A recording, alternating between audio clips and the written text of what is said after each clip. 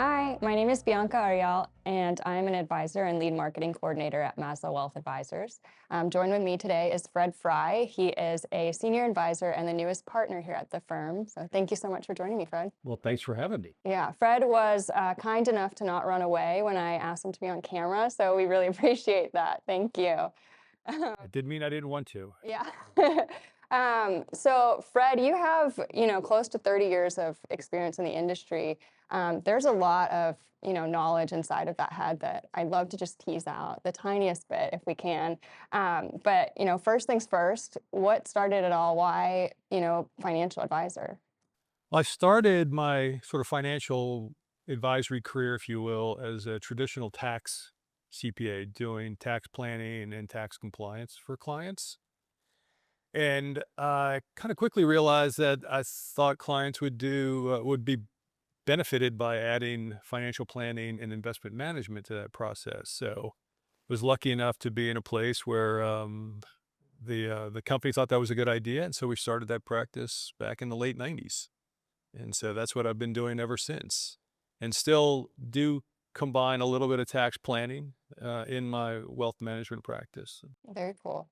You didn't always start as an advisor, though. I think I recall you started your career in the Navy as a navigator. No, that's right. Yeah, that was my first job. Yeah, can you tell us a little bit about that experience? Were there any skills that translated over to being an advisor? Well, I think the biggest skill that translates over or lessons learned was all about the importance of process. I think process is a key component to military training, military operations, and likewise in the financial planning and investment management process, discipline and having a sort of a regimented process to follow really helps clients sort of set themselves up for success long term because there's so much what I call noise in the market. So many distractions, either positive returns or negative returns, can get you off your plan. But if you have a disciplined process, that's going to key to long-term success. So I think I learned a lot about the importance of that my time in the Navy. Yeah, it's really cool, that there's similarities that you can kind of draw on. But it is a huge different, career change. Was there like an aha moment for you when you were kind of like, wow, this is really the path for me? Like what I'm doing now makes me fulfilled. Probably, it was a difficult time, but again, I've been doing this for a while, so I've seen a lot of different market cycles. But back in 2008 and 2009 was probably the most challenging part of my career. We saw close to 50% decline in market valuations. A lot of the clients are retired and dependent on their portfolio to support their cash flow needs, and working them through that was really sort of satisfying. It was challenging and tough, but but professionally, I got a lot out of that. And really feeling like I was, living up to my aspirations as an advisor. Yeah, yeah, kind of making a difference in their lives. You mentioned market cycles. I think it's pretty timely right now because there's a lot happening on the news, a lot of political shifts, a lot of international conflict. There's a lot of clients, at least asking me, you know, am I okay? Am I safe? Am I comfortable? Should I be worried? Should I pull everything out and hide it in a pillowcase? How are you navigating these conversations with clients? You've seen downturns, you've seen bounce back.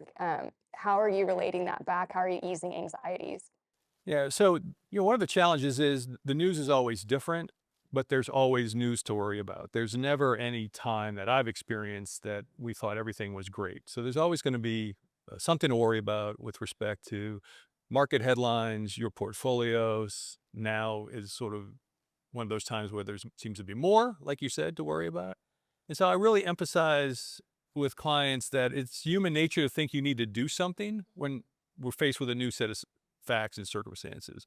But what the emphasis, sort of going back to the discipline of process, is to remind them we did the work, we just did it in advance. And so coming up with a plan for your financial planning model and your portfolio model, that's going to be guiding you through times like this. But it's always a good time to evaluate personally what's going on. But I always emphasize with clients, do not make changes to your plan based on the headlines. Time to make the change is when there's been some change in your own life. Then we want to reevaluate things. But headlines don't give us any new information. We knew they're coming. We just don't know when they're coming or how long they'll last. So. I think that's really kind of important that you mention, change in their lives. Something that sort of stuck with me is, you had a huge shift in career. Clients come to us for many different reasons, but a common theme that we have is, they're experiencing some sort of life change, some sort of reason to bring them here to say, I'm retiring, what now? I'm starting a family, how do I prepare for this? I think there's this misconception about what we do in this industry. We're financial advisors. We pick and choose your stocks. We get you the highest returns. We make you rich. And it's important to separate that because one, any advisor that tells you they're going to do that is red flag, run out the door. But two, there's so much more to what we do as financial advisors. We're planners. We are helping you navigate those conversations. We're helping you through these like major life changes. We're helping you so that you can find your purpose. So knowing, that you've been through this sort of change, you had a career that worked for you, you recognized it was time for a change, you found a new purpose. How are you having those conversations with clients who are going through these huge life changes? Well, it's just important to emphasize with clients that there's always going to be change. You can look out 5 years and think you have a plan, but if you look back 5 years, most of us will say, "Well, I didn't really think I'd be where I am now, 5 years ago." And I always say, a financial plan or an investment strategy or portfolio strategy is not something you put in place and then put on the shelf. It's a dynamic situation. We know the future is unpredictable, and so it's important to stay engaged, frequently reevaluating things and making sure that your plan is up to date with, whatever is new in your life or, like you said, whatever has changed. So just emphasizing with them that that's going to happen. And it's important that we, have a process to, keep meeting, keep evaluating things and keep making changes to the plan as required. Yeah. So kind of what I'm hearing is, the portfolio is going to do what it's going to do.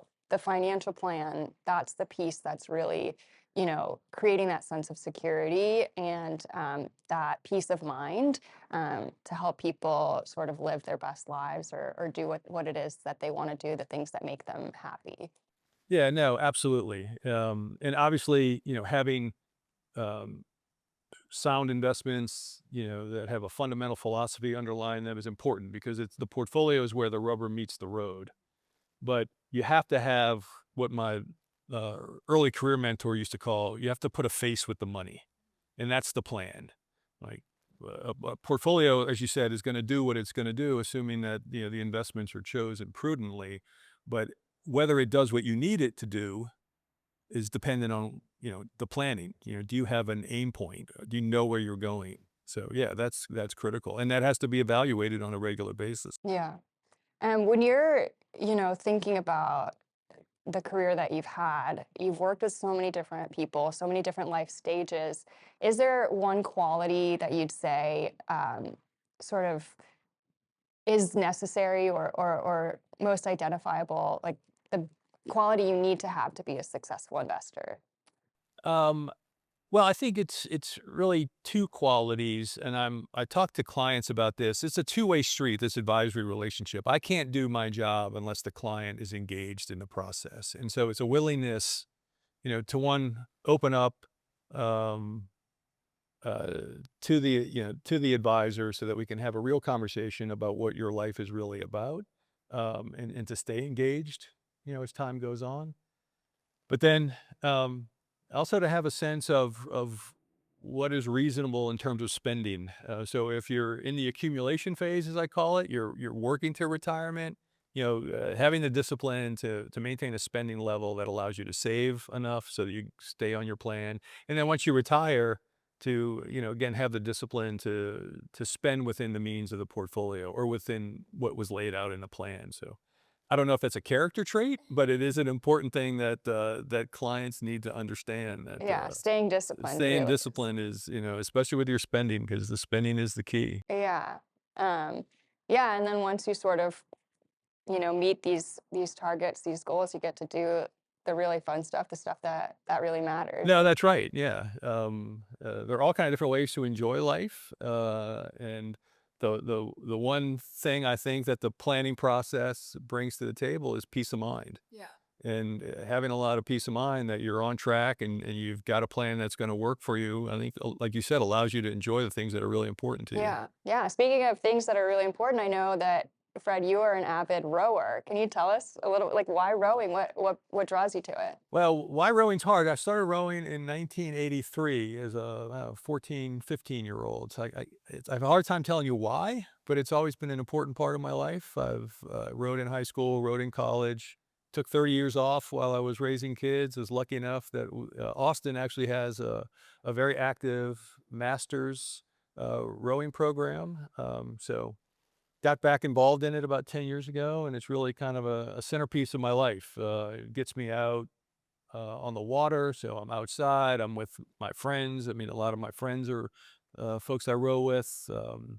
We compete 4 or 5 times a year in different places around the country. So, it brings back a little bit of competition in my life, and there's exercise. So, yeah, it checks a lot of boxes for me fairly efficiently. And it's something I've always enjoyed doing. So glad to be able to have it here in Austin. Yeah, that's so awesome. And you mentioned you're traveling for these competitions in the U.S. I know that you're also an avid traveler. I think in the year or so that I worked with you, you've been on quite a few really cool trips. Yeah.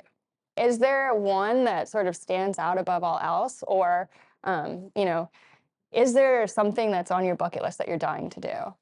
Well, I think my bucket list, I'm not a huge fan of the idea of bucket list, but I would like to eventually make it to all 7 continents. I've got 3 more to go, so still some work to be done We're there. halfway there. And I think probably, and it sounds, it's a cliche, but I think my favorite trip is the next trip.